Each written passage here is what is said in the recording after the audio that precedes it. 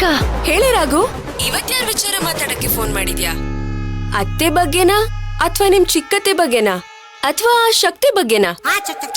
ಅಕ್ಕ ಅವಳು ಶಕ್ತಿ ಅಲ್ಲ, ಭಕ್ತಿ. ನಿನ್ ವಿಚಾರದಲ್ಲಿ ಎರಡು ಒಂದೇ ಬಿಡು. ಅಂತೂ ಇಂಡೈರೆಕ್ಟ್ ಆಗಾದ್ರೂ ನೀನ್ ಅವಳ ಹೊಗಳಲೇಬೇಕಲ್ವಾ? ಕಮಾನ್ ರಾಘು, ಇರೋದ್ನೇ ಅಲ್ವಾ ನಾನ್ ಹೇಳ್ತಿರೋದು. ಏನ್ ಮಣ್ಣಿರೋದು ನೋಡು, ನಾನ್ ಪೂರ್ತಿ ಮಾತಾಡೋ ತನಕ ಸುಮ್ನೆ ಕೇಳಿಸ್ಕೊ. ಸರಿ ಆಯ್ತು, ಹೇಳು. ಅಕ್ಕ ಇವ್ನ್ ಯಾವನೋ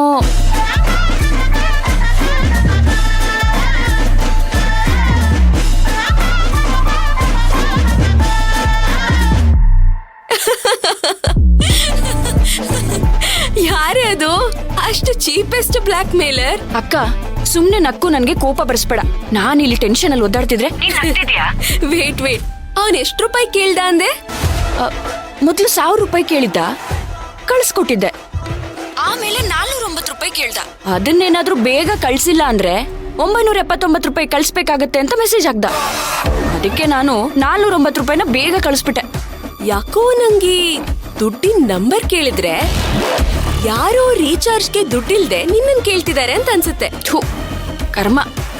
ರೀಚಾರ್ಜ್ಗೆ ದುಡ್ಡಿಲ್ದಿರೋನು ನನ್ನ ಬ್ಲಾಕ್ ಮೇಲ್ ಮಾಡ್ತಿರ್ತಾನ. ನಾನ್ ಆವಾಗ್ಲೇ ಹೇಳ್ದಂಗೆ ಇವನ್ ಯಾರೋ ವರ್ಲ್ಡ್ಸ್ ಚೀಪೆಸ್ಟ್ ಬ್ಲಾಕ್ ಮೇಲರ್ ಕಣೆ. ಮತ್ತೆ ಅವನಿಗೆ ಜಾಸ್ತಿ ವಯಸ್ಸು ಆಗಿಲ್ಲ. ಅದೇಂಗ್ ಹೇಳ್ತ್ಯಾ? ಅಲ್ವೇ, ನೀನ್ ಮಾಡಿದ ಕೆಲ್ಸ ಗೊತ್ತಿದ್ದು ಬರೀ 1000 ಕೇಳ್ತಾರ. ನಾನೇ ಆಗಿದ್ದಿದ್ರೆ ಮಿನಿಮಮ್ 5 ಲಕ್ಷ ಡಿಮ್ಯಾಂಡ್ ಮಾಡ್ತಿದ್ದೆ. ಹಾಗೇನಾದ್ರೂ ಆದ್ರೆ ನನ್ ಕತೆ ಅಷ್ಟೇ.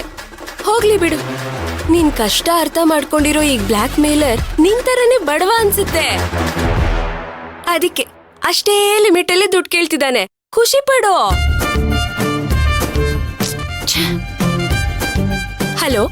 ಹಲೋ ರಾಘು,